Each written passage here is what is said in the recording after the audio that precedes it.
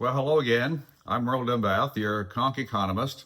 Today we're going to be talking about some ideas on how we might be able to solve the problem of housing, particularly affordability housing for younger buyers. But first, let me begin with a personal story that illustrates some of the points that I'm going to try to make today. I want to turn back the clock to the year 1965, a long time ago, and I bought my first house then. I was a year out of graduate school, and I had just accepted a teaching position as a young assistant professor at the University of South Florida in Tampa. The university was a new state university, had just been founded a few years before, and in the 1960s it was growing fast and they were hiring a lot of faculty. So prior to this time, my young family and myself had been living in rented apartments, but this was our chance to maybe buy our first home. And so we started looking at a little area near the university, which had been recently developed and was very popular with some of the faculty. It was almost like a little academic ghetto. There were a lot of young professors there, as well as other people, to be sure. But it was a nice young neighborhood with families. We all had wives, and we all had children, and we all had student loans.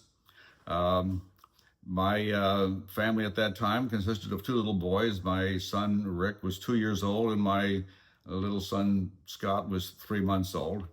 And so we were able to find a house, and it was a 3-bedroom, 2-bath, 1-car garage, small house, small lot, but had a sidewalk in front where the kids could ride their bikes, or trikes, I should say. They were on trikes at that time. And the backyard was large enough for a swing set and a sandbox. And so that was our beginning. Here are the details. I bought the house for $17,500, and I bought it from another professor who was moving to a larger house. And he had purchased the house, I think, maybe 2 years previously by using an FHA loan. And that FHA loan was assumable. And at that time, his loan balance was about $16,700, as I recall, because he had put 3% down when he bought the house. FHA mortgages at that time required a 3% down, and you could get a 30-year amortization. And the interest rate on the loan was 5.75%. And when you assumed the mortgage, you assumed the entire mortgage, including the note, with a 5.75% interest rate. The house, as I indicated, was 3-bedroom, 2-bath, a single-car garage, a little over 1,400 square feet, and a lot roughly 70 by 90. Small yard, but big enough for a young family. But by assuming the mortgage, saved a lot in fees. I didn't have to have an appraisal fee. We had agreed upon the price. I didn't have to have an application fee because we weren't getting a new mortgage. I was just assuming his mortgage. There's no loan origination fee, no title insurance. I did have some expenses. I did have to have a deed recorded, a deed prepared and recorded. So there was a deed preparation fee, there was a recording fee. I had to sign a document that I was assuming the full responsibility for the note and mortgage. And at that time, my salary for the academic year as a young professor is $10,500. Sounds very small today, but that was the kind of world we lived in at that time. And with my purchase price of $17,500, I had a home price to income ratio of 1.67. Now at that time, it was kind of a rule of thumb that you shouldn't buy a house that cost more than double your annual income. So I was well within the range at that time. And interestingly enough, the ratio of home price to income is a major figure that the National Association of Realtors uses to this day to help describe affordability with reference to the housing market. What you see on the screen is a copy of a document that came from the online page of the National Association of Realtors, and they talk about this very point of the ratio between median income and home prices. And they state here, median home prices reached approximately $412,000 in 2024. This is in line with some data that I have used in my previous programs about the cost of housing. and they indicate that that is 5 times the median household income. And they said traditionally the affordable ratio was 3. Well, as I indicated when I bought my first house, it was under 2. So we can see that there is definitely a problem today in terms of affordability. And they indicated that home prices have surged 60% since 2019, again in line with some of the data that I have used in my previous programs. And of course, real estate varies from place to place, and they indicate here that some metro areas like Los Angeles or Miami have ratios that are higher, that are 8 or higher. So there's no doubt about it that one of the real sad situations regarding the inflation that we have experienced under Federal Reserve policies in recent years, where they have increased the money supply way in excess of anything historic, as I've indicated in my previous programs, is the sharp increase in the price of houses. Some more information from the webpage of the National Association of Realtors. They talk about the 30-year mortgage rates that have been 6 to 7%, down a little bit from where they've been previously, but still somewhat higher. As I indicated, my first mortgage, I had 5.75%. And they indicate also that as a result of lower interest rates that were made possible through the sudden surge in the money supply that we've talked about in previous programs, interest rates fell very, very low. And as a result, some 82% of homeowners had mortgages below 6%. And of course, this limits the ability of sellers to buy, because they now have to get a higher interest rate on the new mortgage. We're going to be talking about that. A little historical perspective. In my previous program on dealing with inflation, I compared the consumer price index over a period of time with real estate and gold and the S&P 500. And using the example we have right now, I thought it would be kind of interesting to use the same analysis. In the middle of 1965, the house that I purchased near the University of South Florida in Tampa, $17,500. At that time, the price of gold was $35 an ounce, which means that the house, basically, in terms of gold, was worth 500 ounces of gold. The S&P at that time was around 84.91, and the consumer price index was 31.58. Looking now to the year 2025, according to Zillow, and I have not seen the house, but according to Zillow, the house still exists. And although it's not on the market now, Zillow puts the estimate of value at $290,000, which seemed reasonable compared with some other properties I looked at in the neighborhood there. The price of gold is now $3,500, not 35, but $3,500 roughly. As we are talking today, the price of gold is going up and down by the minute, because it's a commodity and it's traded, but roughly around $3,500 is the going price.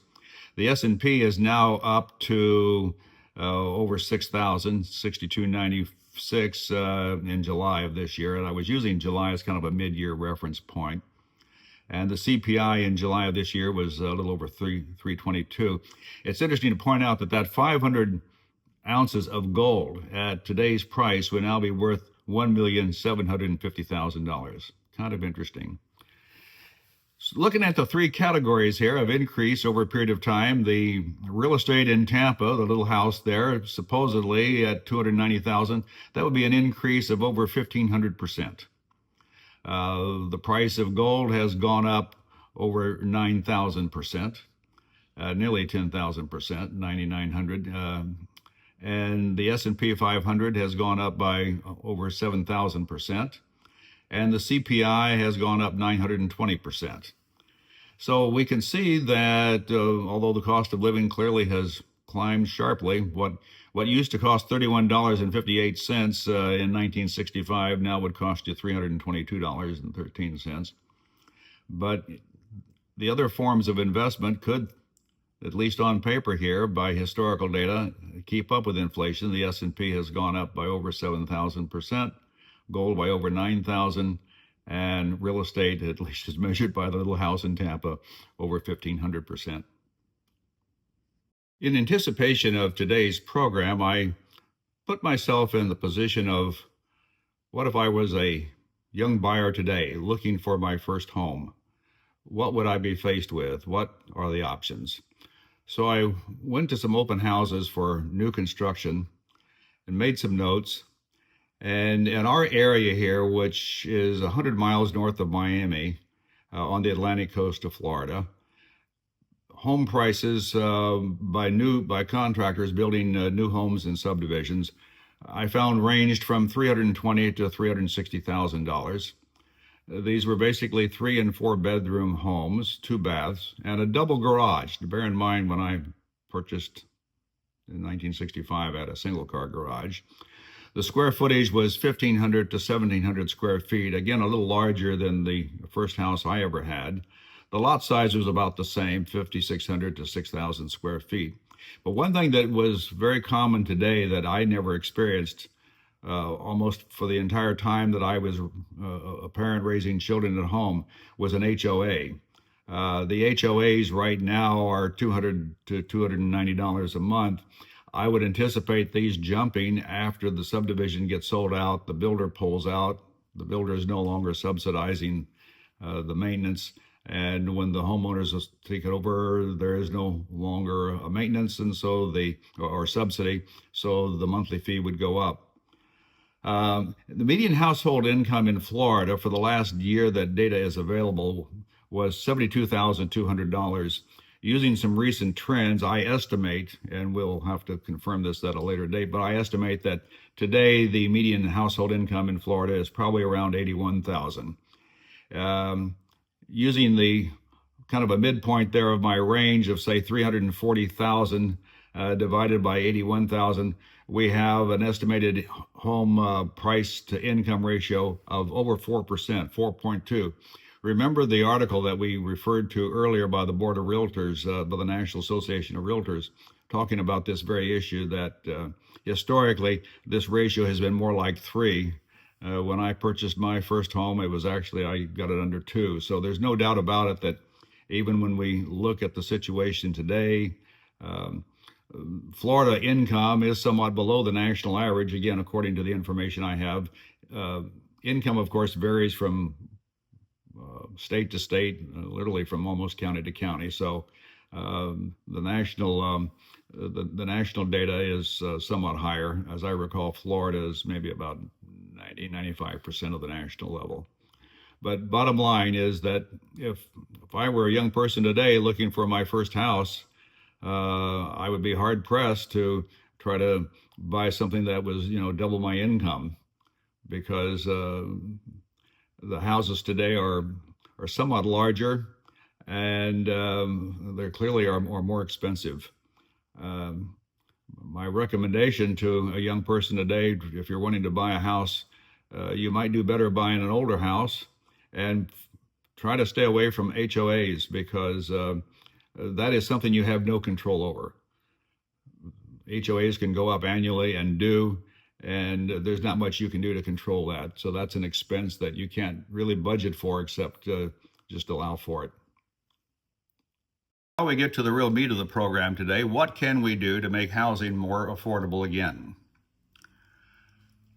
Number one, all FHA and VA mortgages should be assumable. They once were when I was starting out, and this would create a great opportunity for young people who are otherwise priced out of the market. All FHA and VA mortgages should be made assumable. We need to remove the so-called due on sale clause, which provides for the mortgage to be immediately due and payable if the property is sold. Now, folks, this idea is not original with me. This has been done before. It can be done again. This is going to take action at the federal level. The banks are going to scream and holler. Now, I tell you that right now, because they don't want to do anything to upset their apple cart. They have a very sweet deal now.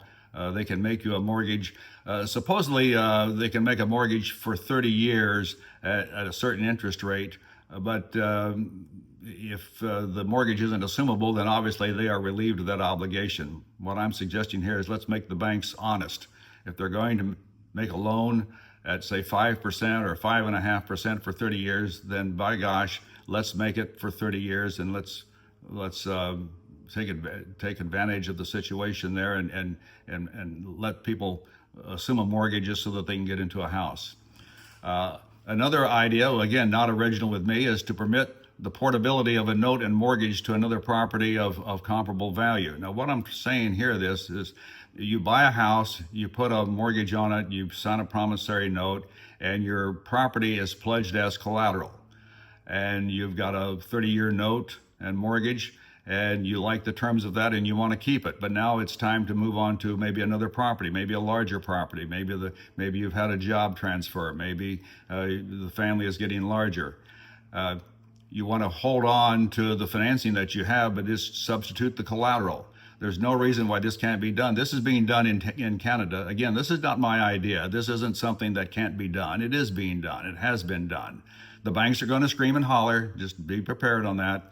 They don't want to do anything to upset the sweet gravy train they have, where you go in for a mortgage and there's the application fee and the credit report fee and the loan origination fee and the document preparation fee and the recording fee. They just love to hit you with fees, and really real estate has become a source of plunder for financial institutions, as well as state governments and local governments, which impose very high taxes on it.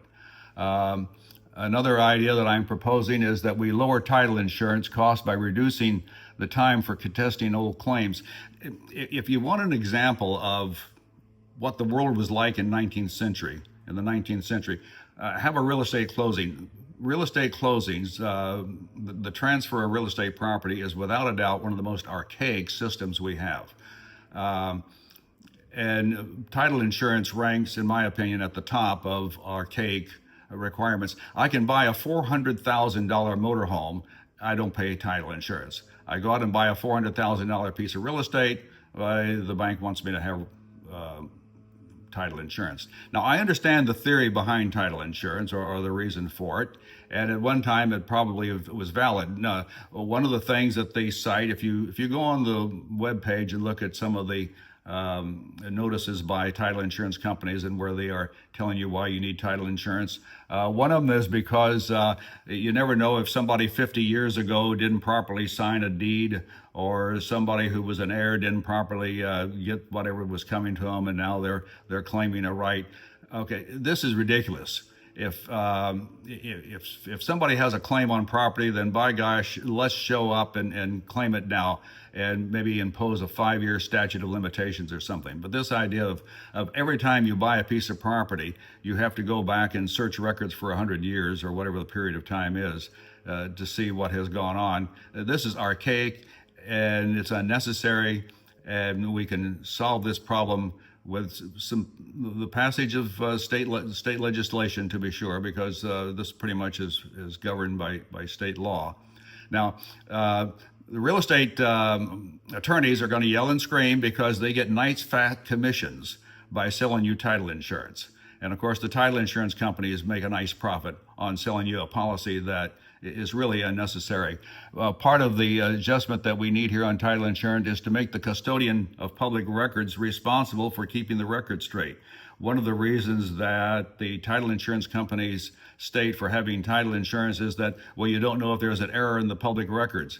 Well, if the record custodian, whether it's the tax assessor or the tax office or the property appraiser or whatever office in your community, it takes care of the records for deeds and mortgages, they need to have some responsibility for maintaining the records. In today's world of computer technology and record keeping, there's no reason that you can't have accurate records that can be easily reviewed and analyzed for any possible mistake, and needs to be corrected. And the custodian of records needs to be held responsible. Well, that's not, why should I have to pay title insurance to protect myself against their sloppy work? So these are just I've got some more ideas for later programs, but this will take care of us for today. Well, I hope you have found today's material interesting and provocative and stimulate some thinking on your part, on the parts of all of us. What can we do to streamline and improve and modernize the transaction approach to real estate? It's very archaic, very cumbersome, and not necessarily expensive. And there's a lot of vested interest here that will oppose any change. The banks are going to oppose it. Titling companies are going to oppose change. Real estate attorneys are probably going to oppose change because everybody has had their finger in the pie, and the real estate pie has been rich and delicious for a long period of time at the expense of buyers.